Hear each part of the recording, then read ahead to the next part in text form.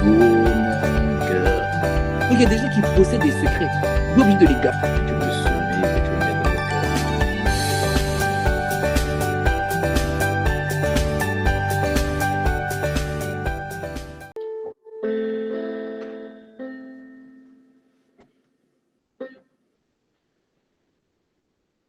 Saint-Esprit,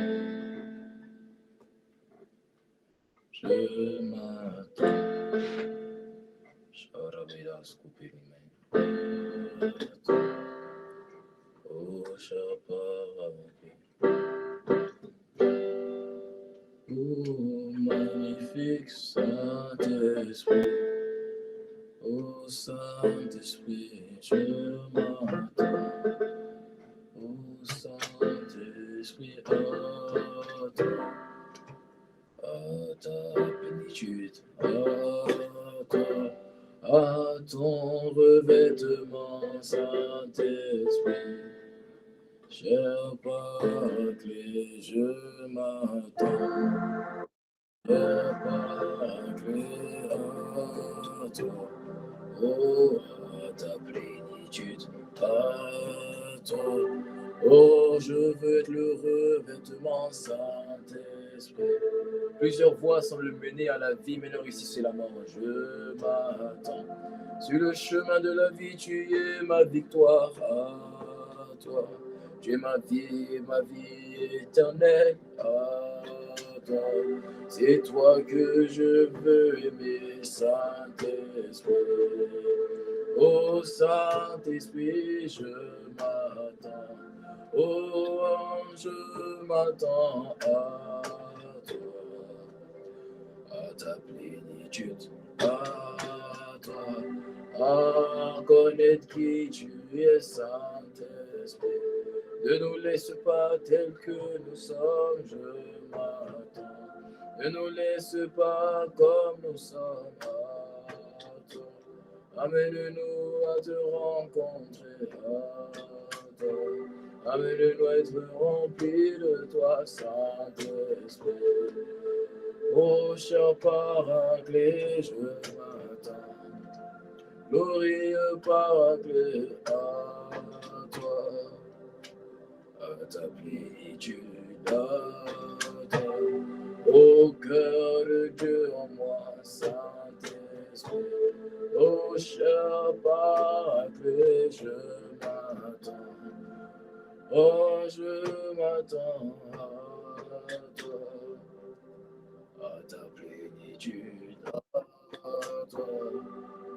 Oh, glorieux Saint-Esprit, oh, cher magnifique, je m'attends.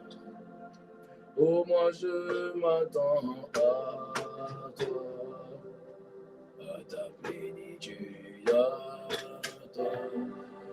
Oh, cher Paraclet, Saint-Esprit, oh, cher Paraclet, je m'attends.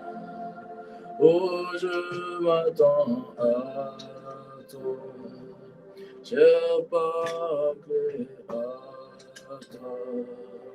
Oh, cher magnifique Saint-Esprit, cher Paraclet, je m'attends. Oh, moi je m'attends à toi, à ta plénitude, à toi.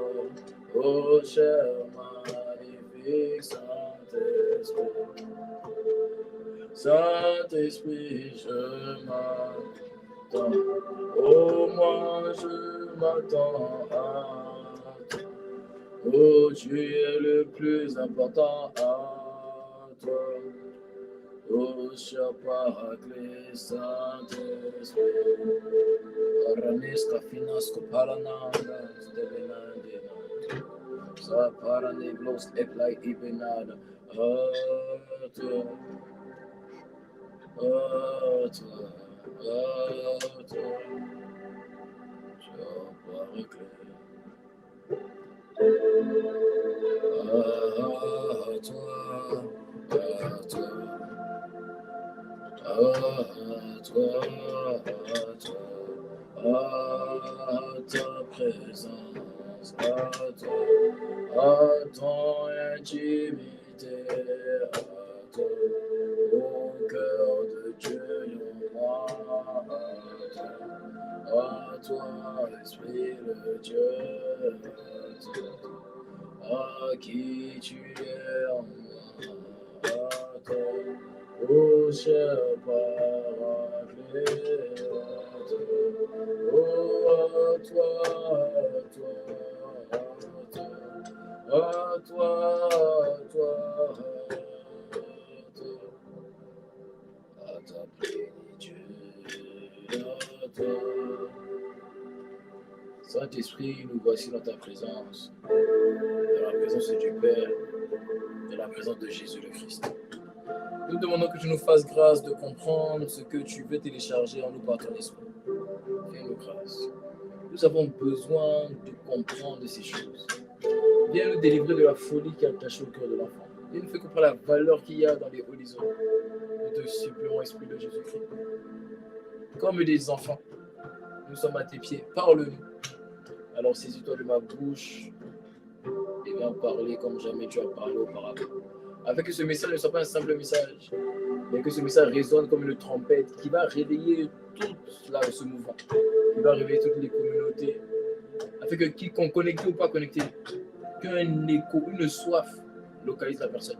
Et que soudainement, sans savoir pourquoi, une personne a juste envie de se diriger vers les églises de maison, vers les horizons. Alors, Esprit de Dieu, nous te supplions, fais grâce. Fais grâce.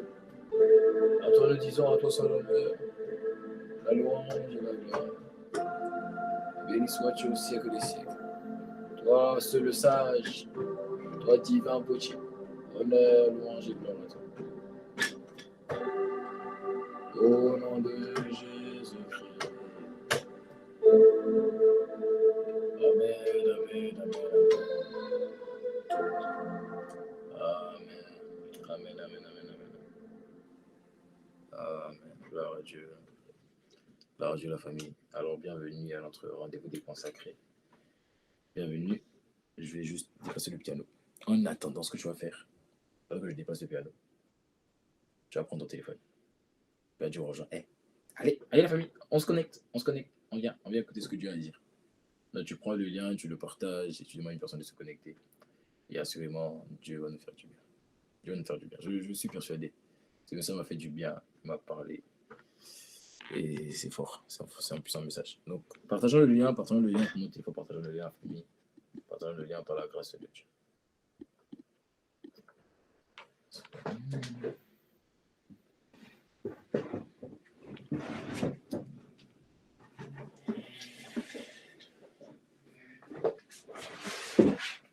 Partageons le lien par sa grâce. Gloire à Jésus. Je vais partager le lien.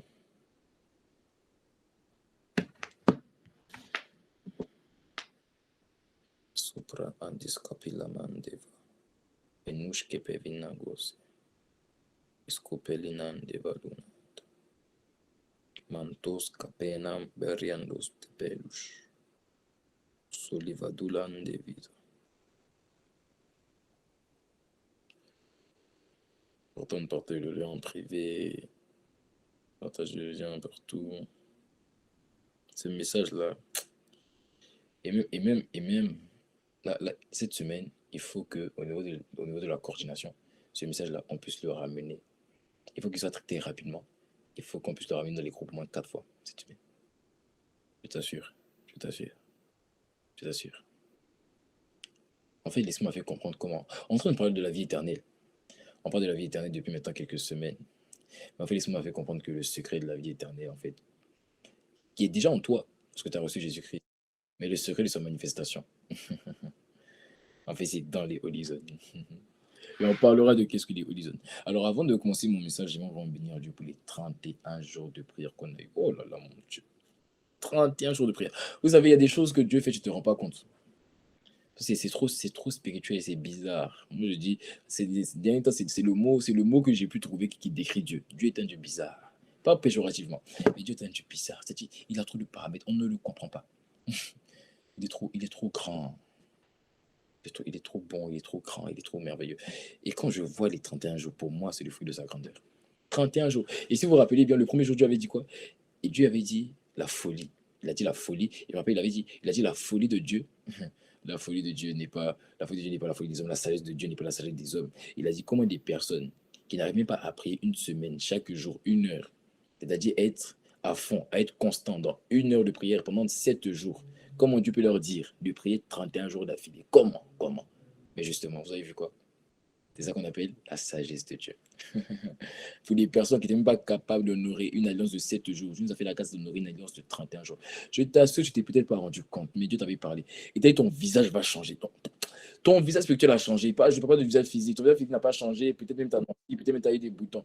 C'est pas grave. Mais le visage de l'esprit, il a été métamorphosé. Il a été transfiguré. Il y a une gloire qui est apparue sur toi. Tu ne te rends peut-être pas compte, mais je sais de quoi je te parle. Ton visage, dès lors que tu t'es connecté à un temps de prière et que tu as pris de ton cœur, tu as dit à Dieu, je n'étais pas là, mais de toute façon, tu sais, dans la parabole des ouvriers, il y a certains qui sont arrivés le matin, d'autres sont arrivés à 11 heures. C'est pas, tout ne dépend pas de quand tu arrives, tout dépend de est-ce que tu es arrivé avant, quand il fallait arriver. C'est ça. Alors tu vois, si tu as participé, tu fais partie. La grâce, parce que l'intercession, dans les prières d'alliance, sont un peu comme des courses de relais. Donne-moi la main. Non, donne-moi la main, tu peux ouvrir ton micro, tu me donnes la main. Les prières d'alliance, Amen. Amen. Amen. les prières d'alliance sont comme des courses de relais. Ça veut dire que, en ce qui concerne les prières d'alliance, quand je parle des prières d'alliance, c'est des prières sur le temps, dans la durée. C'est ça qu'on appelle des prières d'alliance. Ça dit que vous avez une alliance maintenant avec Dieu. Ça vient, c'est fondé sur le principe de la discipline. C'est-à-dire, on est avec Dieu. Seigneur, tu vas agir. Seigneur, tu as 21 jours pour agir. Seigneur, tu as 31 jours pour agir.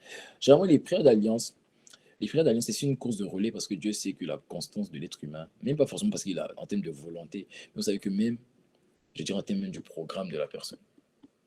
Bon, par exemple, je n'ai pas pu être là les 31 jours. Pas parce que j'en avais pas envie. Parce que même mon programme ne me permettait pas d'être là les 31 jours. Mais vous savez, c'est quoi la profondeur des prières d'alliance? C'est que, en fait, je n'ai pas besoin d'être là tout le temps. En fait, j'ai juste besoin de rajouter ma bouche, ma voix, mon feu. Et quand je rajoute mon feu, une autre personne rajoute son feu. Et chaque jour, on rajoute notre feu. En fait, plus on monte en dimension, plus on monte en dimension, plus on monte en dimension, plus on monte en dimension. Ainsi, tu peux venir le jour 31, mais tu rajoutes ton feu, tu vas recevoir ce que les autres aussi. C'est pour ça que le jour 31, le jour 30, il a pris quel exemple? Il a pris l'exemple de la tour de Babel. Parce que la particularité de la construction de la tour de Babel, c'est que quand on bâtit un bâtiment, on commence quelque part, en bas. Ainsi, celui qui vient nous aider à faire le 10e étage, même s'il n'était pas là pour le premier, le deuxième, le troisième, le quatrième, le cinquième, dès lors qu'il a pris une brique et qu'il a posé pour le 10e, il est déjà dans l'édifice. Quelque chose s'est passé pendant ces 31 jours, tu ne te rends peut-être pas compte. Mais c'est comme si même moi, Dieu m'a renversé. J'ai eu une assurance, une audace que je n'avais pas. Vous savez, quand on a commencé, quand l'Esprit a parlé, c'est fort parce que je suis tellement reconnaissant à Dieu et je bénis Dieu pour la vie de mon père spirituel, l'apôtre Ivan, et la vie de mes pères qui m'accompagnent, le pasteur Herman Feya et le pasteur Serge Soubouillou. Vous savez, je suis reconnaissant parce que tout ce que Dieu me dit, en fait, quelques jours après, une semaine après, 2 semaines après, sont des choses que les pères disent, tout le temps. J'étais en train de prier avant que, dans mon église locale ici, on ait une réunion on ait un séminaire avec le bishop Interfool. C'est lui qui a parlé des églises de maison et qui a révolutionné cette conscience-là. Est-ce que vous savez qu'une semaine avant, je suis en train de prier, et l'Esprit me parle. Il me dit, cette année, à All In Together, vous devez implémenter les églises de maison. Dès qu'il m'a parlé, en fait, nous, on n'est pas une église. Mais quand on parle d'église de maison, c'est pour te faire comprendre sur la base de la parole de Dieu. Et quand on dit église de maison, c'est plus des rassemblements. Nous, on appelait ça des holy zones. Et c'est le même principe. Voilà, c'est le même principe. Et il m'a dit, vous devez implémenter ça. Et quand il m'a parlé ainsi, ce jour-là, j'ai appelé les responsables, j'ai dit, il faut qu'on mette ça en place. Quelques temps après, c'était la parole de Dieu pour la saison. Et quand je regarde ce que j'ai en train de faire actuellement, j'ai une assurance. On a chargé un hôtel, tu t'es peut-être pas rendu compte, mais on a chargé un hôtel pendant 31 jours. Cet hôtel-là va parler pour la manifestation, l'accomplissement et le bon déroulé des Holy Zones. Et Dieu, selon Genèse 11, verset 6, il a dit, désormais, rien ne les empêcherait de faire ce qu'ils auraient jeté. Rien ne les empêcherait de faire ce qu'ils auraient projeté. Je crois que c'est un problème de micro, mon frère. Il faut peut-être augmenter le son ou raccrocher pour te reconnecter. Rien ne les empêcherait de faire ce qu'ils auraient projeté. Il y a beaucoup de projets que Dieu m'a mis à cœur. Il m'a déjà dit des sagesses. Même ce matin, l'Esprit m'a fait comprendre comment on peut organiser des croisades chaque semaine sans payer de l'argent, sans débourser de l'argent, sans... En fait, il m'a montré. Il m'a montré comment chaque semaine on peut rassembler minimum 100 personnes pour leur prêcher l'évangile, guérir les malades, chasser les démons. Il m'a expliqué ça. Ah, je suis reconnaissant. Je suis reconnaissant. Il m'a parlé ce matin. Il m'a parlé ce matin. Il m'a parlé ce matin. Il m'a parlé ce matin. Alors, ce soir, je suis porteur d'un message qui, je crois, va changer ta vie. Qui ici, on a parlé de la vie éternelle et tu as pris conscience que la vie éternelle n'est pas la vie après la mort, mais la vie de Dieu en toi. Ça, tu as compris. Maintenant, qui ici ne veut pas seulement que cette vie reste en elle, mais veut manifester cette vie-là? Là, maintenant, on rentre dans les choses sérieuses. Je t'avais parlé des obstacles de ta vie éternelle. Aujourd'hui, je vais te parler de comment on manifeste ce que Dieu a déjà mis en toi. Je vais te parler de comment on manifestait la vie éternelle au travers des holy zones. Ah, c'est trop deep. Je parlais de ça à deux de mes filles aujourd'hui, là. Elles étaient choquées. Elles m'ont dit, ah non, c'est trop deep. Elles m'ont dit, c'est trop deep. On parlait de ça aujourd'hui, elles étaient. Je les voyais, elles me disent, non, c'est trop deep. C'est trop deep. Bon, comme la régie a décidé de prêcher à ma place, pour mettre le titre du message avant que je demande, donc directement, on va dire le titre. Okay. Donc aujourd'hui, c'est la régie qui prêche, j'ai l'impression. Alors, merci la régie. Donc, les holy zones, oh mais voilà, ils ont décidé de ne plus prêcher, du coup, ils enlèvent le titre. Bon, alléluia. Gardez-moi le titre là-bas, après, je vais demander le titre. Mais en fait, je suis porté d'un message. Mais bien plus qu'un message, je suis porté en fait d'un fardeau de te voir manifester Dieu. Tu n'as pas seulement envie de l'aimer. Vous savez, je me suis rendu compte que par la grâce de Dieu, Dieu nous a fait une grâce à All In Together. En fait, plus je parle avec les gens, plus je me rends compte qu'en fait que souvent je suis un peu dur avec vous. Parce que vous savez, je veux tellement que vous arrivez loin que je ne me rends pas compte que le niveau où vous êtes, il y a beaucoup de personnes. Il y a énormément de personnes qui sont au niveau où vous êtes aujourd'hui. Parce que quand on arrive à rester de 23h à 5h du matin juste pour parler de comment aimer Dieu, ça veut dire on n'est pas normal. Ça veut dire Dieu nous a fait la grâce de l'aimer. Dieu nous a fait la grâce de l'aimer. Mais tu n'as pas seulement envie d'être un chrétien qui l'aime. Vous savez, il y a beaucoup de personnes qui aiment, mais en fait qui voient les démons frapper, affliger les gens et qui sont impuissants. Il y a beaucoup de personnes qui aiment Dieu, mais qui voient leurs proches mourir de cancer, de tumeur, de kyste, et qui ne peuvent rien faire parce qu'ils n'ont pas la capacité de faire sortir la vie qui est en eux. Ils aiment Dieu, mais ils n'arrivent pas à manifester Dieu. Ils l'aiment profondément. Certains le connaissent même par la parole. Mais le problème, c'est qu'ils le connaissent par la parole informative. Ils ne le connaissent pas par la parole de révélation. Parce que la parole de révélation amène à vouloir manifester Dieu. Ils le connaissent, ils l'aiment. Ils sont amoureux de lui, mais ils ne le manifestent pas. Et tu vois, je suis reconnaissant de ce que Dieu a mis en toi, le cœur qui désire l'aimer. Maintenant, je veux t'amener à manifester Dieu. Parce qu'il n'y a rien de pire que aimer une personne et ne pas être capable de faire ce que cette personne te demande, ou ne pas être capable de faire ce que ces personnes aimeraient que tu fasses. Dieu, tu vois, si tu avais un mari ou tu avais une épouse, tu saurais que, par exemple, une manière de prouver ton amour à l'époux ou à l'épouse, c'est de faire ce qu'elle aimerait que tu fasses pour elle. Et Dieu, il aimerait que tu manifestes sa vie éternelle. Il aimerait qu'au travers de toi, des malades soient guéris. Il aimerait qu'au travers de toi, les yeux du doigt soient détruits. Alors tu vois, il n'y a rien de pire qu'aimer une personne. Mais se sentir impuissant dans, dans juste l'envie de lui prouver son amour. Se sentir juste impuissant. Ne pas être capable de le faire. Pas parce qu'on n'a pas la volonté, parce qu'on n'est pas capable, on n'arrive pas. C'est comme si on essaye de prouver qu'on aime, on n'arrive pas. Ça change aujourd'hui. La révélation de sa parole est claire, n'est-ce pas? Ce message, je t'ai dit, je suis bien plus porteur d'une prédication. Je suis porteur d'un message qui va changer ta vie. Je t'assure. Si tu prends ce message au sérieux, tu le manifestes. Je t'assure que il y a des choses, il y a des niveaux. Tu vois, tu disais, je parle humblement, mais tu disais, voilà, Nassimo, il opère une grâce, il a 21 ans, voici tout ce que Dieu fait au travers de sa vie et tout. J'aimerais aussi. Je vais t'expliquer le message aujourd'hui, le secret, pour que non seulement tu fasses au minimum comme moi, au minimum, j'ai dit au minimum, parce que mon but, c'est pas que tu fasses comme moi, mais que tu fasses plus que moi. Mais je vais t'expliquer le message au minimum. Pour que toi qui as 17 ans qui m'écoutes, quand tu as 21 ans, non, tu vois, que tu aies engendré 2 fois plus. Aujourd'hui, par la grâce de Dieu, on est together, c'est 700 personnes, c'est contente. Pour que quand toi, tu as 21 ans, tu as engendré 1400 personnes. Je vais te montrer le secret. Je vais te montrer le secret. Il y a un secret. Il y a un secret que je croyais connaître les secrets, mais je me suis rendu compte qu'en fait, il y a tellement de secrets subtils qu'on ne connaît pas, mais que je veux partager avec toi. L'esprit, en fait, me faisait comprendre hier, parce que c'est hier qu'il a déjà le message. Donc, j'étais dans le train. Et il me parlait, il me dit, tu vois, je souhaite que votre lumière brille. Dieu souhaite que ta lumière brille. Est-ce que tu le sais? Non, tu ne sais pas ça. Est-ce que tu sais que tu as une lumière même? Non. Est-ce que tu en as conscience? La Bible dit que Dieu, Jésus-Christ, Et la lumière qui est en venant dans le monde éclaire tout homme. Le mot éclairer, c'est le mot allumer. Il allume. Donc, il est une lumière qui t'allume. Donc, quand Jésus est venu habiter en toi par son esprit, qu'est-ce qu'il a fait de toi? Il a fait de toi une lumière. Autrement dit, il t'a allumé. Le but de toute lumière, c'est deux choses, briller et éclairer. Parce qu'on peut briller et ne pas éclairer. Tu as déjà vu une bougie? Mets une bougie dans une chambre. Tu vois que la bougie brille et n'éclaire pas la chambre. Donc, on peut briller sans éclairer. Le but de Jésus-Christ, c'est que ta lumière dans ce monde brille et qu'elle éclaire. Comme le soleil. Le soleil brille au point où on ne peut pas regarder le soleil face à face. Mais en même temps, le soleil éclaire. Le soleil éclaire. Dieu souhaite que ta lumière brille. Dieu souhaite que ta lumière éclaire. Mais je vais te choquer. Dieu souhaite que ta lumière brille, ta lumière éclaire, mais pas dans l'église. Pas au milieu des chrétiens. En dehors de l'église. En dehors des chrétiens. Dans le monde séculier. Dans ton école. Dans ta sphère d'influence. Dieu souhaite que ta lumière brille et ta lumière éclaire. Où ça? Dans ton école.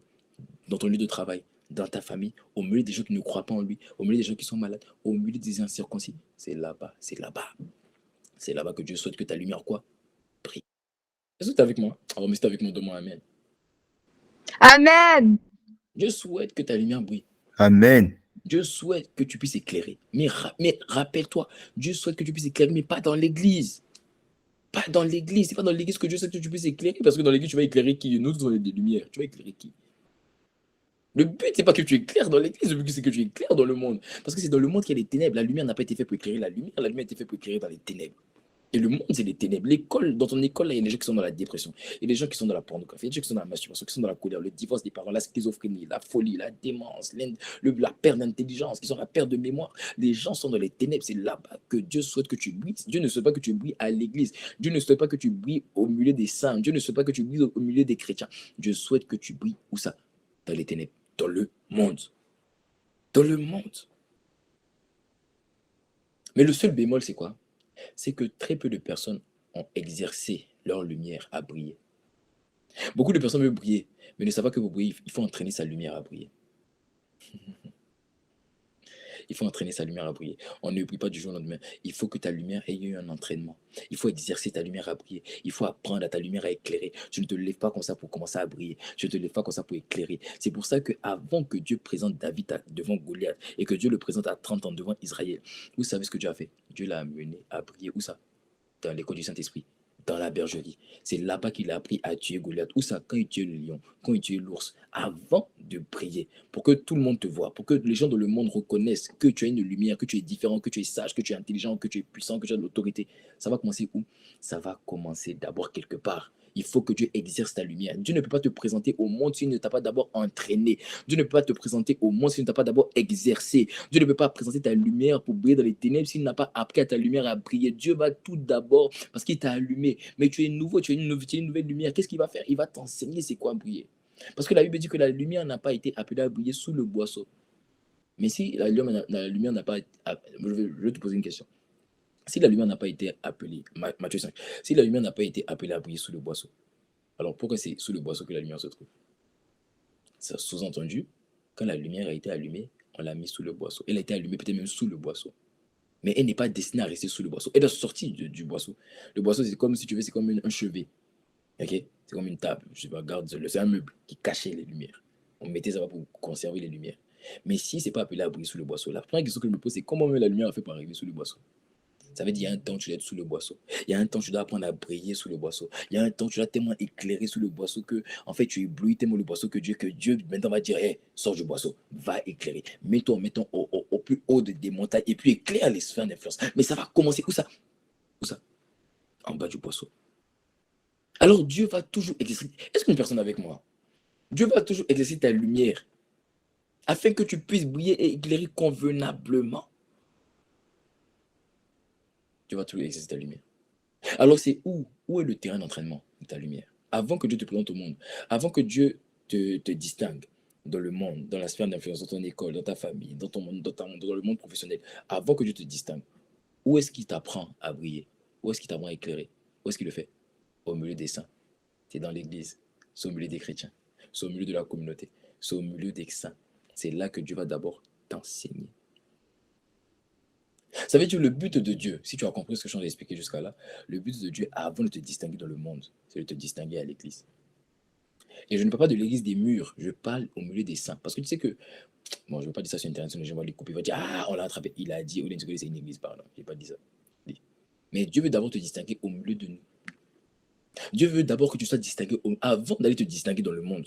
Dieu veut qu'au milieu des saints. Parce que si tu es capable de briller et de te distinguer au milieu de plusieurs lumières, si ta lumière est capable d'être identifiée au milieu de plusieurs lumières, tu es sûr que c'est dans les ténèbres. Ah, tu es sûr que c'est dans les ténèbres qu'on ne pourra pas te distinguer. Alors Dieu va s'assurer d'abord. Il veut voir il veut voir le potentiel de ta lumière. Comment? Distingue-toi au milieu des lumières. Donc Dieu t'appelle d'abord à briller au milieu des saints. Dieu, au milieu de Holy and Together, il faut que l'on connaisse son nom. Vous savez, je vais te dire la vérité, c'est qu'à Holy and Together, je connais des gens. Hein, ils sont distingués. Hein. Peut-être tu te dis, ah, mais on ne se voit pas physiquement. C'est parce qu'on ne se voit pas physiquement qu'une personne est distinguée. Les œuvres d'une personne parlent plus que le physique. La preuve, tu m'as déjà vu physiquement? Non. Mais tu connais tout son de ma voix. Est-ce que tu t'es déjà posé la question si tu me verras un jour de ta vie? Non. Peut-être même pour toi, on ne se verra jamais. Mais pourquoi tu connais? Les œuvres parlent bien plus que le physique. Les œuvres, quand ta lumière brille, ça peut toucher des gens. Même en live. En fait, t'entends son nom parler. T'entends. Donc, il y a des gens qui se distinguent au milieu de nous. Eux, Dieu peut les amener dans le monde pour être distingués. Parce qu'ils ont appris à se distinguer. Où ça? Au milieu de la lumière. Donc, Dieu veut que tu te distingues au milieu de nous. C'est ce qu'il veut, c'est sa volonté. C'est sa volonté. Il veut qu'au sein de la communauté, tu puisses te distinguer. Aujourd'hui, c'est 700 personnes. Il veut qu'au milieu des 700 personnes, qu'on puisse te connaître. Pas seulement moi, mais que toutes les 700 personnes te connaissent, comme on me connaît moi. Il veut que tu sois distingué. Il veut que tu sois mis à... Oh, tu vois, tu dis pas mais. Parce que tu vois, ah non, moi je ne vis pas pour ça. Regarde, je vais dire la vérité. Il a dit à Abraham, il dit, je rendrai ton nom grand. Quand tu aimes Dieu, quand tu vis pour Dieu, la conséquence, c'est que ton nom soit rendu grand, que tu veuilles ou pas. Donc il y a des clés. Le but, c'est pas que notre nom soit rendu grand, qu'on soit distingué, qu'on soit connu. C'est pas ça le but. Mais le but, en fait, que l'on veuille ou pas, c'est ce qui va se passer lorsque tu appliques ce que je suis en train de te partager. Donc je suis en train de te préparer à une conséquence. Je suis en train de te préparer pour te dire, aie le désir d'être grand, aie le désir d'être distingué, quelque chose de te préparer à ce qui va t'arriver, que tu veuilles ou pas. Parce que pour la dimension à laquelle Dieu t'envoie, en fait, c'est obligé. Quand Dieu aime une personne, même quand tu veux te cacher, même quand tu as vu que les gens ne te voient pas, les gens te remarquent. Souvent, il y a des fois, quand ça, je dis la vérité, quand je sors de chez moi, je vais quelque part, souvent, j'ai envie d'être seul dans mon coin, on me remarque. Les gens viennent vers moi. Souvent, j'ai envie de me cacher, souvent, j'ai juste envie d'être seul dans mon coin. Je ne peux pas être seul. C'est la dimension qui t'attend au nom de Jésus. Donc, Dieu a conscience. Tu vois, tu dis pas, mais si tu dis pas, mais... Dieu a conscience que lorsque... Donc, Dieu veut te distinguer au milieu de nous. Mais tu sais, c'est quoi encore un autre bémol? C'est que Dieu a conscience que quand on est tous rassemblés comme ça, en fait, il est difficile pour chacun d'avoir son temps de lumière. C'est un peu compliqué. C'est pour ça que 700 personnes sont rassemblées, tu vois. La lumière ne sera pas d'abord mise sur toi. Même si tu as la grâce, même si tu es connu, même si, voilà, même si tu manifestes Dieu. En fait, la lumière ne sera pas mise sur toi. Parce que la lumière, ça vient effectivement des bonnes œuvres qu'on manifeste. Mais la lumière vient aussi de la position. C'est pour ça qu'il a dit enlever la lumière du boisseau et puis placer-la sous la montagne. Donc la lumière vient des bonnes œuvres, mais vient aussi de la position. Donc si on est tous rassemblés comme ça, même si peut-être tu as plus de grâce que moi, mais parce que c'est moi que Dieu a positionné, c'est moi que les gens vont regarder. C'est parce que j'ai plus de grâce que toi. Là, c'est lumière par position. Est-ce que tu comprends? Mais Dieu aimerait que tout le monde puisse briller. Mais Dieu sait que quand on est tous rassemblés, quand on est tous ensemble, Dieu sait que tout le monde n'est pas appelé à briller. Tout le monde ne peut pas briller quand on est tous ensemble, c'est normal. C'est pour ça que dans l'église primitive, quand l'église primitive était assemblée, regardez Acte 2. Là, puis le jour de la Pentecôte, qu'est-ce qui s'est passé? Là, il me dit que Pierre et les 11. Mais dans la chambre haute, ils n'étaient pas 11, ils n'étaient pas 12, ils étaient 120. Mais pourquoi est-ce que dans Acte 2, on met la lumière sur 12 personnes? Parce que quand on est tous rassemblés, généralement, on met la lumière sur ceux qui sont élevés en position, ceux qui sont élevés en dignité. En fait, Dieu a fait des choses ainsi. Est-ce que tu comprends? Donc, dans l'église primitive, la lumière était mise sur... L'accent était mis sur qui? Sur les apôtres. Pourtant, il y avait des gens au milieu du peuple qui avaient des grâces. Pourtant, il y avait des gens au milieu du peuple qui étaient distingués. Leur lumière brillait déjà. Mais quand ils étaient tous rassemblés, qu'est-ce qui se passait? Il se passait que, en fait, on mettait la lumière sur les apôtres. Et d'ailleurs, même c'est la raison pour laquelle on parle des actes des apôtres. Cependant, alors quelqu'un dit avec moi, cependant. Cependant, Dieu a créé une plateforme. Je ne sais pas qui est en mode compagnon, mais est-ce que vous pouvez désactiver le mode compagnon, s'il vous plaît? Cependant, Dieu a créé une plateforme. La plateforme que Dieu a créée, Dieu a créé une plateforme afin que chacun puisse briller. Afin que chacun puisse briller. Parce que quand on est tous rassemblés, il y a seulement une catégorie de personnes qui brillent. Parce que tout le monde ne peut pas avoir le micro et tout le monde ne peut pas prêcher. Tu peux avoir la capacité en toi. Mais quand dimanche arrive, ben, que tu veuilles ou pas, tu ne peux pas forcément prêcher. Je peux t'assigner une fois, une semaine sur 4 de prêcher. Mais tu peux pas le faire chaque semaine. C'est pas ton rôle. C'est pas ta tâche. C'est pas ta mission. Moi, Dieu me l'a confié. Moi, je dois le chercher chaque semaine. Tu vois? Donc ici, là, que tu veuilles ou pas, je peux comprendre que peut-être tu as un fardeau, tu t'as parlé, tu as envie de partager, mais tu vois que ici, là, dimanche soir, tu vois que bon, c'est un peu à moi que Dieu a donné la parole, quoi. Donc tu vois que quand on est rassemblés comme ça, c'est pas tout le monde ne peut pas parler. Tu vas m'écouter quand on va finir. Peut-être si tu as un témoignage, tu vas le partager dépendamment de comment l'esprit inspire. Et puis voilà, on va raccrocher, mais tu vas pas parler, tu vas m'écouter. Mais ça ne veut pas dire que tu n'as pas de capacité. Ça ne veut pas dire qu'il n'y a pas de grâce en toi. Mais évidemment qu'il y a beaucoup de grâce en toi. Mais c'est juste qu'aujourd'hui, quand on est tous rassemblés comme ça, en fait, même si on a tous une lumière, en fait, tu vois que tu ne brilles pas. Ce n'est pas toi qui es mis en avant. Est-ce que ça veut dire que tu n'as rien? Non, tu as beaucoup de choses. Mais si tu as vu que ce n'est pas toi qui es mis en avant, alors Dieu a créé une plateforme pour que chacun d'entre nous, on puisse être mis en avant. Dieu a créé une plateforme pour que toi et moi, chacun dans son environnement, chacun dans son territoire, chacun puisse briller. Tu n'attendras pas les dimanches. Non, il n'y aura pas que moi qui vais briller. Toi aussi, tu peux briller. Toi aussi, tu peux être vu. Toi aussi, tu peux te distinguer. Toi aussi, tu peux toi aussi, tu peux être mis à part. Toi aussi, on peut citer ton nom. Toi aussi, on peut citer ton nom. Dieu a créé une plateforme pour que toi aussi, on puisse citer ton nom. Toi aussi, on peut citer ton nom. Oh, je croyais que tu allais mettre ton nom en commentaire. Mais pour que toi aussi, on puisse citer ton nom. Toi aussi, on peut citer ton nom. Dieu a créé une plateforme pour que toi aussi, tu puisses être vu. Afin que même si le dimanche, on ne puisse pas tous briller, mais que au moins, pendant la semaine, toi, tu brilles. Même si notre lumière ne peut pas tous être visible. Parce qu'il y a des gens, comme j'ai dit, la lumière brille par les bonnes œuvres, mais aussi par la position. Que au moins, pendant la semaine, toi, tu puisses briller. Alors, quelle est cette plateforme? Quelle est cette sagesse? C'est les églises de maison. C'est ce que la Bible appelle les églises de maison. Mais nous, à All In Together, ce n'est pas des églises de maison, on les appelait des holy zones. Si vous avez remarqué, on a décomposé le groupe qui était un grand groupe. Et quand on a décomposé, on était 500, aujourd'hui on est 700. Donc vous voyez l'exponent, comment on a grandi exponentiellement juste en décomposant. Les holy zones, c'est quoi? Ce sont les mini-groupes qu'on a créés. On les a décomposés. Certains, ils sont 30, d'autres, ils sont 10, d'autres, ils sont 15, d'autres, ils sont 3, d'autres, ils sont 5. On a décomposé en fonction de quoi? Des quartiers, des villes, des territoires. On les a décomposés. Le but des holy zones, si tu as compris, c'est que les gens puissent se rassembler, puissent s'édifier, puissent évangéliser, puissent gagner les âmes, puissent se motiver, puissent s'encourager. Aujourd'hui, certaines holy zones, la plupart sont en distanciel. Mais le but, c'est que toutes les holy zones distancielles puissent passer présentiel. Mais pour ça, on aura besoin de toi. Pour ça, on aura besoin de ton service. Pour ça, on aura besoin que tu ouvres chez toi. Pour ça, on a besoin que tu puisses nous aider. On ne peut pas le faire tout seul. On aura besoin de toi. Les holy zones. Les holy zones. Donc, nous, ce qu'on appelle les holy zones, c'est ce que la Bible appelait des églises de maison. Les églises de maison, c'est la sagesse que Dieu a donnée pour que chacun puisse briller dans son couloir. Et que le regard, la lumière ne soit pas uniquement sur les apôtres.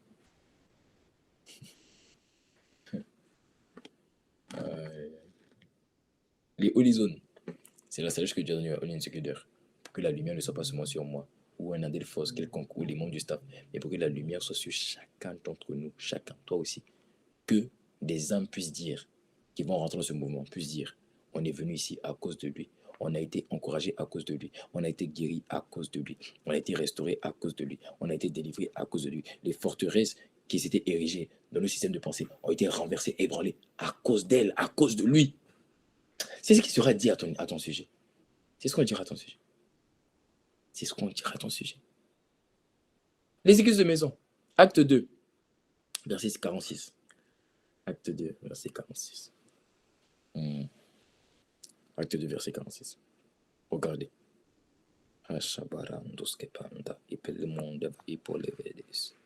Acte 2, verset 46, la régie. Vous avez voulu prêcher pour moi, mais le verset ne m'était pas. Regardez ce que la Bible dit. Acte 2. Regardez. La Bible dit quoi? Ils étaient chaque jour, tous ensemble, assidus dans les temples, au temple. Okay. Donc ça, c'est l'église même. Maintenant, il continue. Ils rompaient le pain. Où ça? dans les maisons. Dans les maisons. Et prenez leur nourriture avec joie et simplicité. Donc l'église primitive était allée dans le temple, que on peut aujourd'hui parler d'église, on peut parler de rassemblement. Vous voyez, quand on est tous rassemblés comme ça, là, on peut parler, c'est ça le temple. Mais ils n'étaient pas seulement dans le temple. Ça veut dire qu'ils n'étaient pas tous seulement rassemblés comme ça. Ils étaient aussi où ça? Dans les églises de maison. Ils étaient aussi dans les maisons. Ils étaient aussi dans les holy zones. Ils n'étaient pas seulement là, tous ensemble au rendez-vous des consacrés. Ils étaient aussi dans les holy zones. Ils savaient alterner entre rendez-vous des consacrés, Healing Saturday, où tout le monde est rassemblé. Et puis, ils savaient aussi alterner entre quoi? Les holy zones. Ils savaient aller dans les maisons. Ils savaient se rassembler ville après ville. C'est pour ça qu'à partir de cette semaine, ce samedi, il y aura des villes qui vont commencer. Et je vais t'expliquer comment. Et d'ailleurs, je vais t'expliquer. Tu vas me dire, oui, mais moi, je ne suis pas capable, je ne sais pas conduire les personnes. Je vais t'expliquer par ce message que justement, si tu ne fais pas, en fait, les holy zones en quelque sorte, en fait, tu ne deviendras pas ce leader que tu veux devenir avant de commencer. C'est les holy zones qui te rendent capable de l'être. Ah, quelqu'un prend ses mains et fait comme ça. Fais tes mains comme ça. Ah, alléluia. Ils étaient chaque jour tous assidus au temple. Ils rompaient le pain dans les maisons. Alors, une personne me dira, mais d'où est-ce que c'est sorti l'origine même des églises de maison? Donc, cette notion de holy zone, ça vient d'où? Et l'Esprit m'a répondu. L'Esprit m'a dit, tu vois, la première église n'était pas dans une église, n'était pas dans un temple. La première église était dans une maison. Là, il me dit que les disciples étaient rassemblés dans la chambre haute. Si on parle de chambre haute, ça veut dire qu'il y avait une chambre du bas. Si on parle de deux chambres, ça veut dire que c'était une maison. Donc la première église, les 120 ont commencé dans une maison. Donc même lorsqu'ils allaient dans le temple, la première sagesse que Dieu avait donnée au corps, c'était quoi? C'était les maisons. La première sagesse que Dieu avait donnée à son église primitive, c'était quoi? Lorsqu'ils ont reçu le jour de la Pentecôte, ils ont reçu l'Esprit le jour de la Pentecôte, ils ont reçu dans une maison, dans une chambre haute. C'était la première sagesse. C'était la première sagesse. Donc même lorsque Dieu les permettait d'aller dans le temple, Dieu leur a toujours amené à garder quoi? La manière de faire des maisons. Quand Dieu m'a parlé hier, aujourd'hui, la famille, Dieu m'a chamboulé. Est-ce que Dieu est en train de renverser le système de pensée de quelqu'un? Est-ce que Dieu est en train de retourner ton système de pensée? Est-ce que tu es en train de comprendre quelque chose? Tu vois, en fait, tu sais, on a engagé 31 jours de prière. Donc aujourd'hui, quand on va reprendre les églises de maison dès ce samedi, tu veux, en fait, Seigneur, enlève l'église de maison. Les gens vont aller se réunir, mon Dieu, j'ai dit qu'il y a des églises. Ce n'est pas une église. Enfin, l'église, on est le corps de Christ. Il y a toujours des gens mal intentionnés. Pardon. Mais quand on va reprendre les holy zones, c'est samedi. Les 31 jours de prière qu'on a engagés, on a chauffé un hôtel, tu ne te rends pas compte. Plus la conscience que je vais t'expliquer aujourd'hui. En fait, mon but aujourd'hui, je vais te faire comprendre comment Étienne, que la Bible n'a pas appelé apôtre, on ne le citait pas parmi les apôtres. Je vais te faire comprendre comment dans l'Acte des apôtres, il y a un chapitre qui est consacré à lui. Ça veut dire sans être apôtre, il a opéré à la grâce des apôtres. Je vais te faire comprendre. Ça là, le secret, c'est donc quoi? Les holy zones. Je vais te faire comprendre. Comment avant la fin de cette année, tu vas opérer au minimum à mon niveau. Au minimum à mon niveau. Je vais te faire comprendre.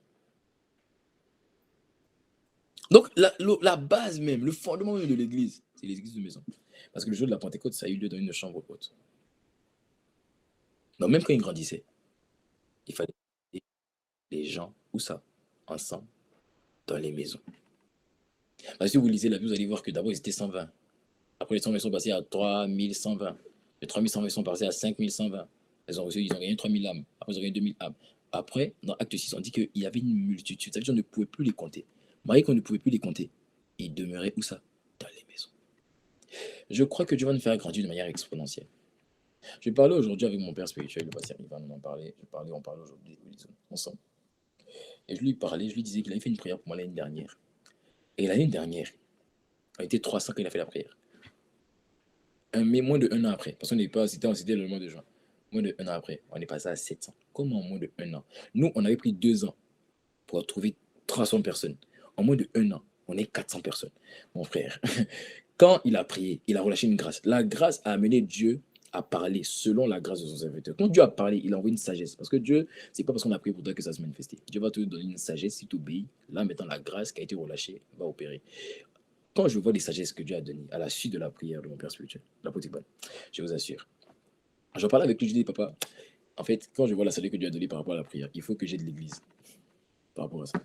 Il faut que j'ai des dépenses. C'est trop deep. Quand je vois, vous savez, je me suis rendu compte que ce qu'on fait pour que le groupe grandisse, les journées du salut, la manière de faire, c'est sûr, tu ne te rendais pas compte. Donc, il y a un secret puissant dans les Holy Zones. Il y a un secret puissant. La famille, il y a un secret puissant dans les églises. Il y a un secret puissant dans les rassemblements de chaque semaine. Il y a un secret. Souvent, tu regardes, tu dis, mais oui, on n'est que deux, on est seul, je suis seul. Reste calme. Là, maintenant, Dieu m'a expliqué. Tu vas comprendre, tu vas comprendre pourquoi les gens vont vouloir venir. Et on va faire en sorte que ce message-là, tout le monde puisse l'écouter. On va le ramener.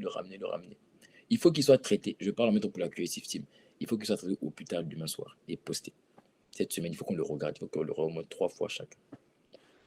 Là, c'est un bip de cette parole. Les hautes zones. Non, c'est trop fort. Qu'est-ce qu'on fait dedans? Acte 2, 42. Regardez ce qu'on faisait dans les églises de maison. Et il dit, et persévérait dans l'enseignement des apôtres, dans la communion fraternelle, dans la fraction du pain et dans les prières. Ils persévérèrent dans l'enseignement des apôtres, dans la communion fraternelle, dans la fraction du pain et dans les prières. Ils persévérèrent dans l'enseignement des apôtres, merci, après 10 minutes, ils persévérèrent dans l'enseignement des apôtres, dans la communion fraternelle, dans la fraction du pain et dans les prières. La famille d'Esprit m'a dit quelque chose que j'aimerais partager avec toi. Il m'a dit persévérer dans l'enseignement des apôtres. C'est pas seulement venir se redire ce que les apôtres ont dit. Non, si je vais la prêcher sur les 4 secrets pour vivre la Pentecôte au quotidien, et puis on vient et puis on prêche. Ah, quand je vais dire ça, qu'est-ce que vous en pensez du message? Il m'a dit ça, c'est bien. Ça, c'est juste une des premières dimensions de la persévérance dans l'enseignement des apôtres. Il m'a dit la véritable persévérance dans l'enseignement des apôtres, c'est pas de repartager ce que les apôtres ont dit, c'est de faire comme les apôtres font. Donc, quand on dit persévérer dans l'enseignement des apôtres, en fait, sous-entendu, ils faisaient la même chose que les apôtres faisaient. Ils se reproduisaient. Ils allaient reproduire les mêmes actions que les apôtres faisaient. C'est ça que Dieu appelle persévérer dans l'enseignement des apôtres. Parce que si on ne repart juste à repartager l'enseignement des apôtres, ça demeure de la théorie. Parce que le but, c'est que la théorie vienne. Et quand la théorie vienne, toi, tu vas faire la pratique. C'est quand tu manifestes la pratique de la théorie des apôtres. C'est là que la Bible dit, tu persévères dans l'enseignement des apôtres. Si tu prends la théorie et tu gardes ça en théorie, tu n'as pas persévéré.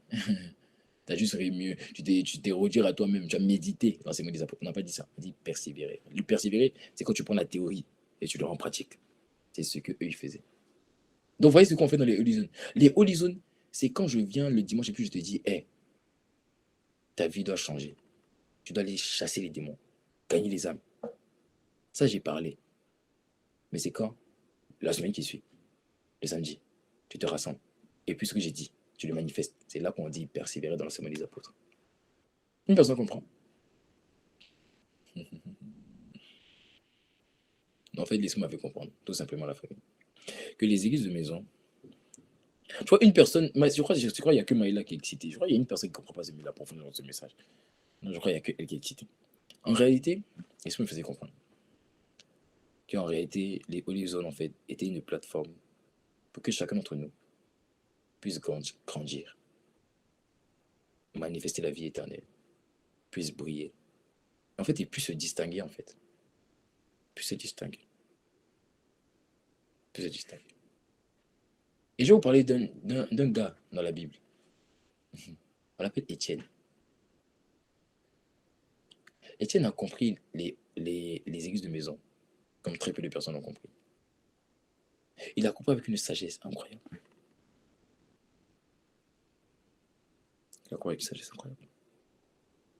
Alors, on est dans Acte 6. Je n'ai pas mis les versets, mais on est dans Acte 6. Dans Acte 6, il y a un problème. Quel est le problème? C'est que l'Église, dans Acte 6, Acte 5, la Bible dit que l'Église, les disciples étaient devenus une multitude. C'est-à-dire qu'on ne pouvait plus les compter. Donc, il fallait nourrir, parce que la Bible dit qu'ils avaient vendu leurs biens et puis ils vivaient ensemble, voilà, et puis chacun, il n'y avait aucun indigent au milieu d'eux. Là, on est dans Acte 5, etc. Donc, ils se partageaient la nourriture et puis ils se faisaient du bien l'un à l'autre, etc., etc. Ça, c'était dans l'Église. Hein. Donc, ils se faisaient du bien, on partageait la nourriture. Jusqu'à ce que dans Acte 6, il se passe quoi? Dans Acte 6, il se passe que des femmes juives, la Bible les appelle des hellénistes. Ça veut dire qu'elles étaient des juifs venant de la Palestine, si je ne me trompe pas. Ok? Elles étaient des juifs venant de la Palestine. Il se passe qu'elles ont commencé à se plaindre. Pourquoi? Des veuves, des femmes veuves. Elles ont commencé à se plaindre pour dire oui, on ne nous donne pas bien la nourriture parce que oui, je pense que sûrement c'était peut-être par rapport je crois que c'était les Grecs. Je crois que c'était les Grecs ou les Palestiniens, je crois, j'ai pas mes bébés à côté de moi. mais c'était les Grecs ou les Palestiniens.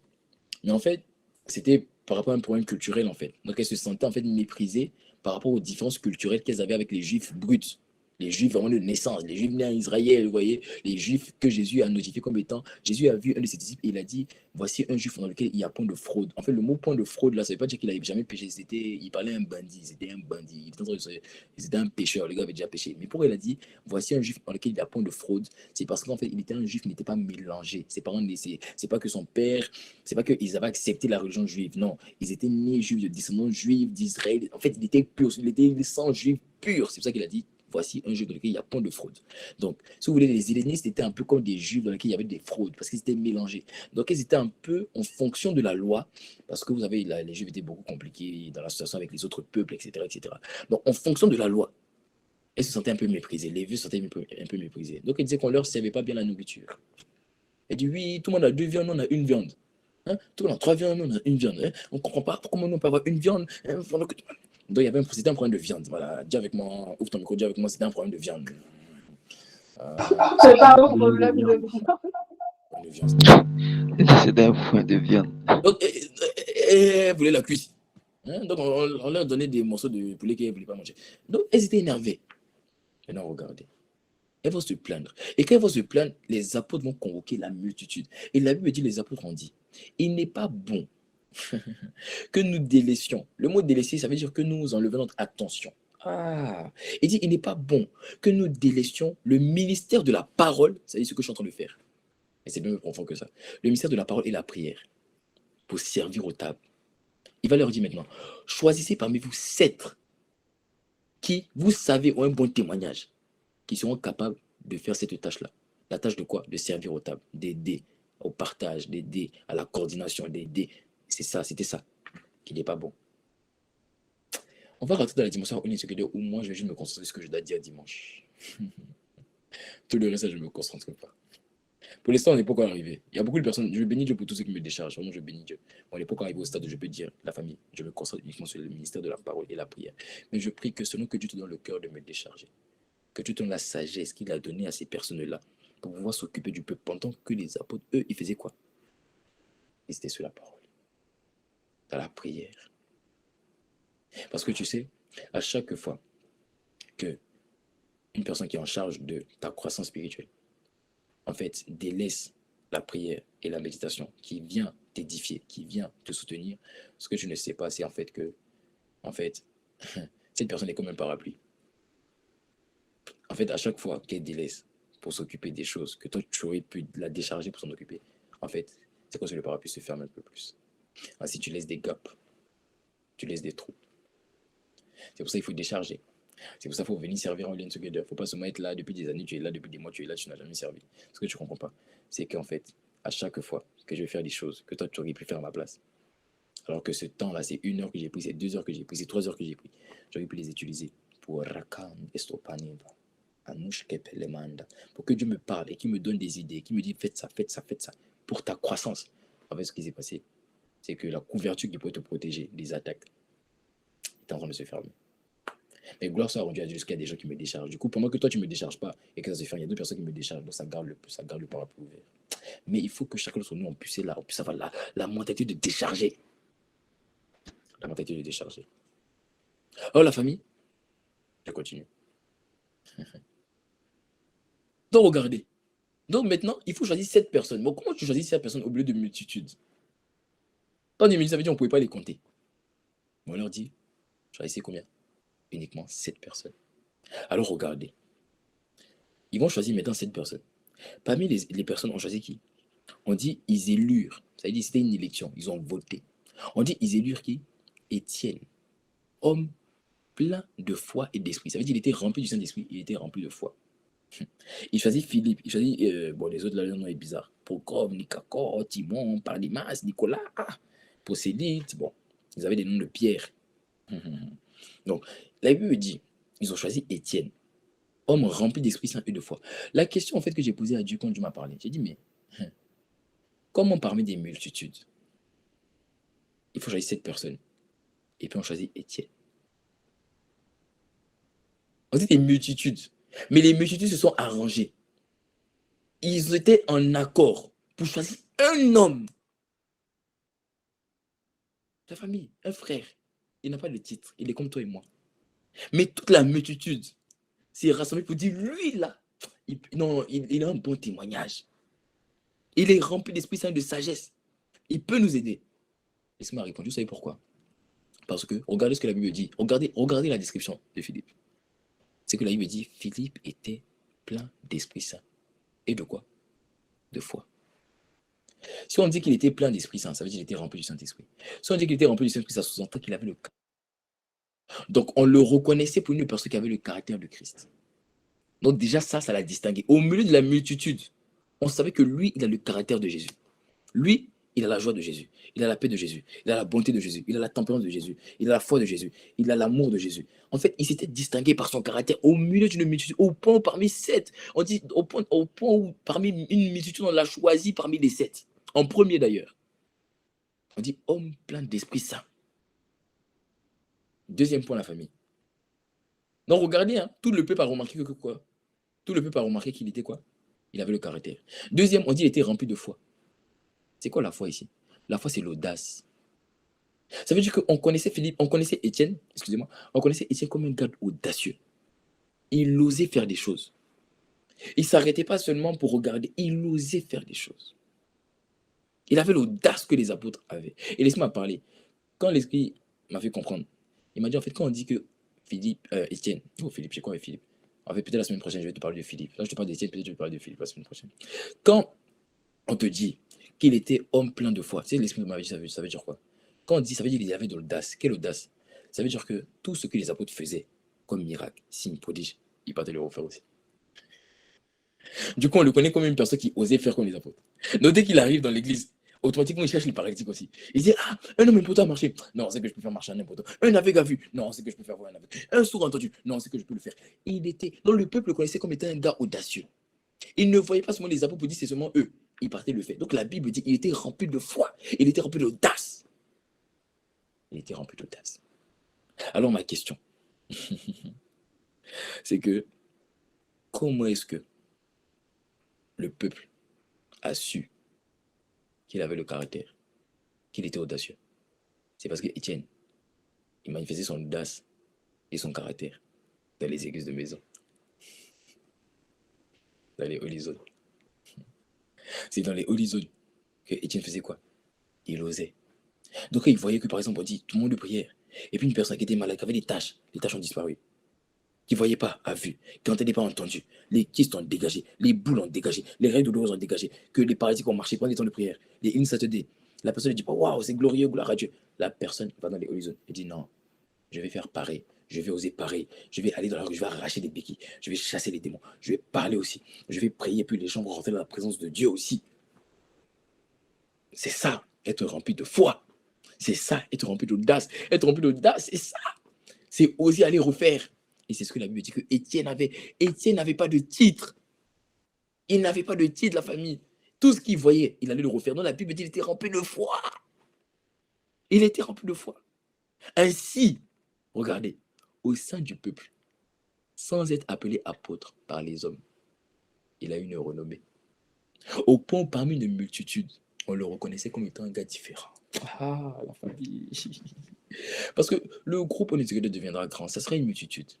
Mais il faut que tu puisses te distinguer. Le secret que tu vas te donner pour être distingué, pas pour que tu sois connu, pour te distinguer, c'est deux choses différentes. Connu, c'est la notoriété, distingué, c'est l'impact, c'est l'influence. Pour que tu puisses te distinguer, de la plateforme que je te donne, c'est les horizons. Comme Philippe, comme Étienne. Comme Étienne. Alors il s'est fait une renommée.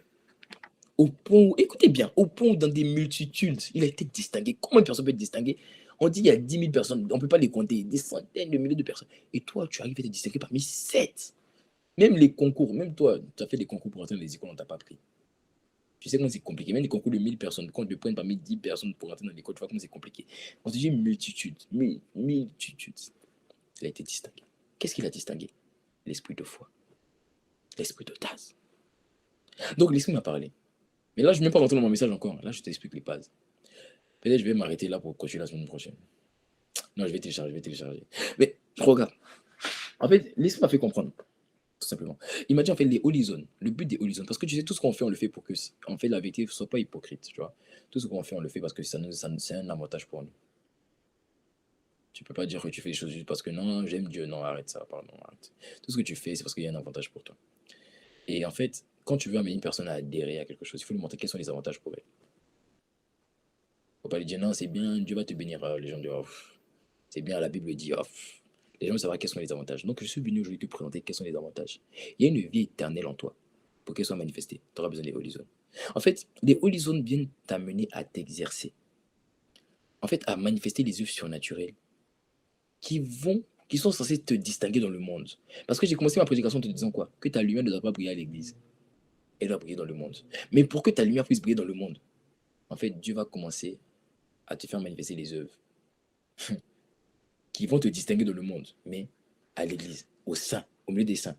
C'est d'abord là que Dieu veut te distinguer. Avant de te distinguer dans le monde, il veut te distinguer d'abord au milieu des saints. Bon, tu ne me crois pas, hein? Acte 6, verset 8. Là, il me dit, Étienne, écoutez bien, Étienne, plein de grâce et de puissance. Ah, Saint-Esprit, plein de grâce et de puissance. Plein de grâce et de... Oh, parce que depuis tout à l'heure, j'ai commencé à prêcher. Tu n'as pas compris que Étienne, c'était toi.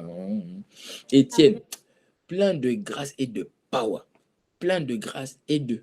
Oh, tu vois, tu ne dis pas, mais Étienne, plein de grâce et de puissance. Tant que tu ne dis pas, mais tu Amen. plein de grâce et de puissance. Étienne, plein de grâce et de puissance. Amen. Quoi? Étienne, plein de grâce et de puissance, faisait des prodiges. Et on rajoute des grands miracles. Pas petits miracles, déjà bien c'est grand. Moi, il faisait des grands miracles. Où ça? Parmi le peuple. Là, maintenant, j'ai plusieurs choses à t'expliquer. La première chose que j'allais t'expliquer, c'est la notion parmi le peuple. Si on dit parmi le peuple, généralement, dans l'acte des apôtres, quand c'est le peuple de Dieu, on reconnaît, on les notifie comme étant les disciples. Donc, on dit les disciples, les disciples, les disciples. Là, on dit parmi le peuple. C'est-à-dire, quand on dit le peuple ici, il ne s'agissait pas des disciples. Il s'agissait du monde séculier. Il s'agissait un peu, c'est l'image du monde. C'était l'image même d'Israël, de Jérusalem. Donc, on dit que Étienne faisait quoi? Il faisait des prodiges comme toi, tu ferais des prodiges dans ton école, dans ta sphère d'influence, comme toi, tu ferais des prodiges dans ton monde professionnel. Il faisait des prodiges parmi le peuple. Il faisait des miracles parmi le peuple. En fait, mon but aujourd'hui, c'est de faire comprendre. En fait, l'esprit m'a fait comprendre que, tu vois, tu aspires à une vie surnaturelle. Tu veux te distinguer à l'école comme étant une personne sage. Tu veux te distinguer dans ta vie professionnelle comme étant une personne intelligente, comme une personne remplie d'autorité, d'audace, de foi. Tu veux être distingué. En fait, l'esprit m'a fait comprendre comment, en fait, le secret de ta distinction dans le monde, dans ton école, dans ta vie professionnelle, se trouve dans les hauts zones. Est-ce que je viens de t'expliquer? Donc, Étienne faisait des grands miracles parmi le peuple. Où ça? Parmi le peuple. Parmi le peuple, quand j'ai dit, fait référence au peuple en dehors des disciples, dans le monde. Maintenant, regardez ce qu'on dit. Ça, c'est la première des notions que je vais t'expliquer. Deuxième des notions, là, il me dit, il opérait des grands miracles. Si tu as étudié Actes des apôtres, tu sauras que la notion grand miracle, grand prodige, était réservée aux apôtres. Là, il me dit, il se faisait des grands miracles par la main des apôtres. Il se faisait des grands miracles par la main de Paul. Comment un homme que la Bible n'a pas cité comme étant apôtre, là, il me dit, il se faisait des grands miracles. Ça veut dire le ciel l'a reconnu comme étant un apôtre. Voilà pourquoi, lui, qui n'était pas parmi les 12 apôtres, un chapitre dans la Bible, dans Actes des apôtres, est consacré à lui seul. À lui seul. Ça veut dire dans la caméra du ciel, sur des apôtres, la Bible fait un stop. Et on met une caméra sur Étienne. On dit, regardez-le. Il fait des grands miracles. Ça veut dire que selon le ciel, Dieu le considère comme un apôtre. La Bible ne l'a pas appelé apôtre, mais le ciel l'a appelé apôtre. Ça veut dire quoi? Dieu ne t'appelle pas en fonction de ton titre. Dieu t'appelle en fonction de la grâce que tu manifestes. Dieu t'appelle en fonction de la grâce que tu manifestes. Ça veut dire que quand tu vas commencer à manifester une certaine grâce, tu vas t'appeler apôtre. Apôtre, c'est pas qu'on t'ordonne. Apôtre, c'est une grâce. C'est ce qu'on appelle la grâce apostolique. La grâce d'être capable de tirer le royaume de Dieu sur les territoires. Alors, d'après toi, Aurélien Together, qu'est-ce que ça sous-entend? Ah, mon frère, je ne suis pas en train de parler. Je suis pas en train de parler pour parler. Ça sous-entend. Il y a 35 territoires, mon frère. J'ai 35 raisons de te dire que si cette famille All In Together, il y a quoi? Il y a une grâce apostolique. 35 territoires. 35 territoires, mon frère. 35 pays. Et on ne fait que s'étirer. Il y a une fille qui m'a envoyé un message aujourd'hui, elle m'a dit, ouais, je veux en Guyane et tout, je vais rester en Guyane. Et je t'avais rappelé, je t'avais dit que Dieu m'avait dit, je te donne les îles. Elle m'a envoyé un message, elle m'a dit, je vais en Guyane et tout, j'aimerais savoir si c'est possible de lancer au lieu de Guyane et tout. Ah, je t'ai dit, tu ne me crois pas, ok, tu ne me crois pas, tu ne me crois pas. Dieu ne t'appelle pas en fonction de tes titres, il t'appelle en fonction de la grâce que tu manifestes. Donc, Étienne manifestait une grâce d'apôtre. Donc la plus celle l'appelait apôtre. Pour arriver au stade, en fait, laisse-moi faire comprendre. Si Étienne est arrivé au stade où on reconnaissait sa vie, pas en l'église, dans l'église, en dehors de l'église, si tous ceux qui étaient en contact avec lui, à l'école, dans son entourage, tout le monde, qui ici n'a pas envie d'impacter? Évidemment, tu n'as pas envie d'impacter. Bon, qui ici a juste envie d'impacter son entourage, son école, son monde professionnel? Tu as envie que les gens du monde reconnaissent ta sagesse. Les gens dans ma classe me disent, ouais, mais c'est trop intelligent ce que tu viens de dire. Souvent même, je donne des idées, ils me disent, ah, c'est trop ça. Je dis, oh, cette idée-là, vous êtes sérieux là? Juste ça. Il y a une dimension, tu es distingué au milieu des ténèbres, tu es distingué. Pour que tu sois distingué dans le monde professionnel, dans ta communauté, dans ton école, pour que tu sois distingué. En fait, ce que j'essaie de t'expliquer, c'est pour arriver à ce stade où ta vie est une vie de prodigieux, est une vie prodigieuse, est une vie du miraculeux, en fait, où tu es distingué, en fait, tu vas le développer au sein des Holy Zones. C'est au sein des Holy Zones que tu vas apprendre. En fait, tu ne me comprends pas. Donc, je vais te donner un exemple. Tu sais pourquoi? Parce qu'en fait, il n'y a aucune compétence. En fait, il n'y a aucun talent, il n'y a aucune grâce que tu as qui, en fait, ne devient une compétence sans avoir été au préalable entraîné, exercé. Je vais le dire autrement. Est-ce que tu sais que, supposons que tu sais faire du sport, tu sais jouer au foot, bon, peut-être tu vas dire, tu sais faire du basket. Est-ce que tu sais que si je suis entraîneur d'une équipe de basket, si tu viens devant moi pour me dire, je sais jouer au basket, je ne te mettrai jamais dans le 5 type, je te mettrai jamais sur le terrain. Si tu dis, je sais faire du foot, je ne te mettrai pas sur le terrain. Mais si tu m'as dit, je sais faire du foot, il va d'abord que je t'ai vu, il faut que je t'ai vu t'entraîner pour que je décide un jour de te mettre sur le terrain. Qu'est-ce que ça sous-entend? Ça sous-entend qu'on ne peut pas faire confiance au talent de quelqu'un ou à la grâce de quelqu'un. On fait confiance à la compétence. On ne fait pas confiance au talent de quelqu'un. On fait compétence à quoi? À la compétence de quelqu'un. Donc, si tu viens, tu me dis, je sais jouer au foot, moi, tant que je n'ai pas vu, je n'ai pas vu la grâce du football devenir une compétence, je ne peux pas te mettre sur le terrain. Ça veut dire quoi? Je vais te choquer. Ça veut dire que Dieu ne peut pas te présenter au monde s'il ne s'est pas assuré que la grâce qu'il a mis en toi a été d'abord entraînée et que c'est devenu une compétence. Donc, ce n'est pas un hasard que la Bible dit de Étienne qu'il faisait des grands miracles parmi le peuple. Ce n'est pas un hasard. Ça vient de quoi? Ça vient de Acte 6, au verset 5. La Bible dit quoi? Étienne, homme plein d'Esprit Saint et de foi. Ça veut dire que c'est parce qu'il avait appris à avoir de l'audace dans les églises de maison, à être rempli de l'Esprit. C'est pour ça que la conséquence, Dieu l'a présenté au monde comme étant un faiseur de miracles, comme étant un enfant prodigieux, comme étant une personne distinguée. C'est parce qu'il a appris dans les églises de maison que Dieu l'a distingué. Qu'est-ce que quelqu'un entend de comprendre ce que je suis en train d'expliquer? Ça a commencé quelque part.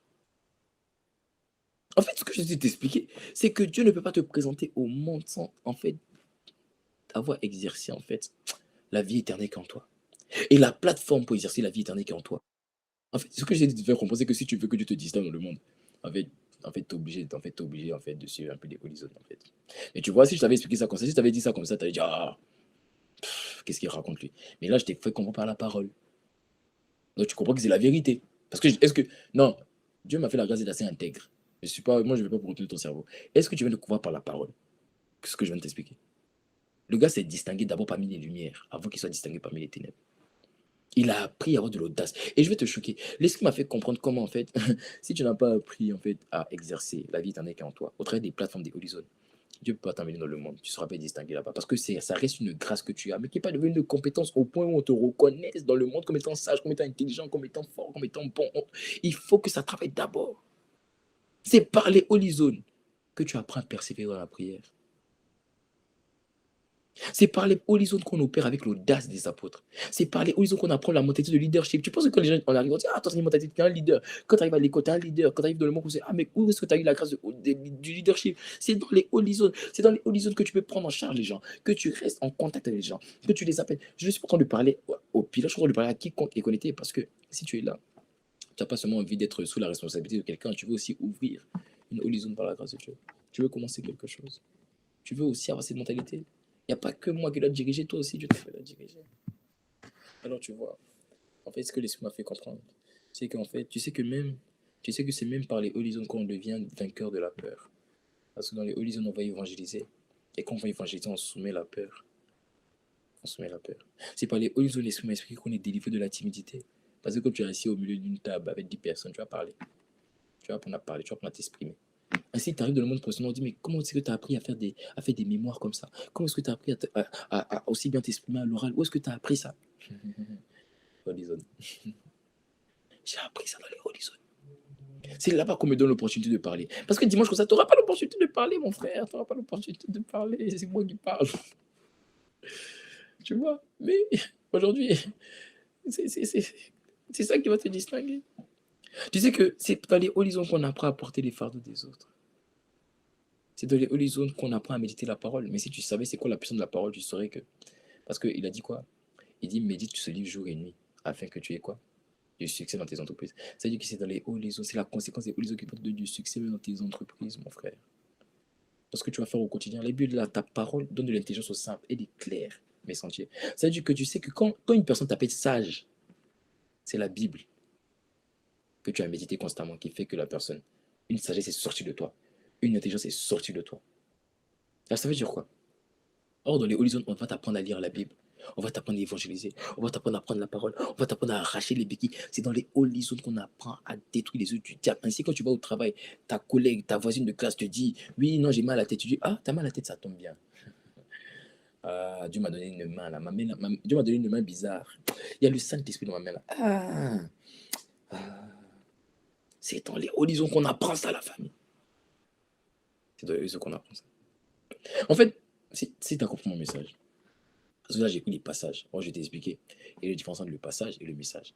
Le plus important, ce n'est pas les passages. Les passages, c'est les versets bibliques. Le message, c'est qu'est-ce que tu veux dire. Si tu me donnes le message, je peux te donner n'importe quel passage, je peux t'expliquer. Je peux te donner des passages mais qui n'ont rien à voir pour t'expliquer le message. Mais le message, c'est le plus compliqué à trouver. En fait, mon message, qui vient du cœur de Dieu, pour toi, c'est quoi?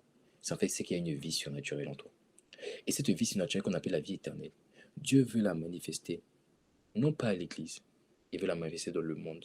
Mais le problème, c'est que elle est en toi en format potentiel, elle est en toi en format brut. Et tant qu'elle n'est pas devenue une compétence, elle n'est pas exercée, Dieu ne pourra pas l'utiliser parmi dans le monde. Dieu ne pourra pas l'utiliser dans ton école. Dieu ne pourra pas l'utiliser pour toucher les gens dans ton environnement. Dieu ne pourra pas l'utiliser pour toucher les gens dans ta vie professionnelle. Dieu ne pourra pas l'utiliser. Alors qu'est-ce qu'il fait? Il a mis en place une plateforme où tu pourras exercer cette vie au quotidien. Au quotidien. Au quotidien. Au quotidien. Cette plateforme, c'est les horizons. Afin qu'en exerçant cette vie éternelle en toi, qu'il puisse être dit à ton sujet, qu'on était dit au sujet de Étienne. Et Étienne faisait des prodiges et des grands miracles parmi le peuple. En fait, au travers des horizons, il y a de l'espoir pour toi. Tu vivras une vie surnaturelle.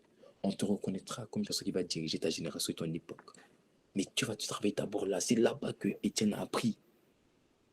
C'est là-bas qu'il a appris à manifester des grâces. C'est là-bas qu'il a appris. La vérité, la famille, si j'avais compris toutes ces choses au début de Rolling Together, je vous assure, aujourd'hui, on n'était pas 700. On était 70 000. Si Dieu m'avait enseigné cette sagesse des horizons, parce que tout vient avec la saison. Et chaque saison vient avec des révélations. Donc, quand la saison n'était pas revenue, tu peux en vouloir Dieu, parce que la révélation n'est pas venue.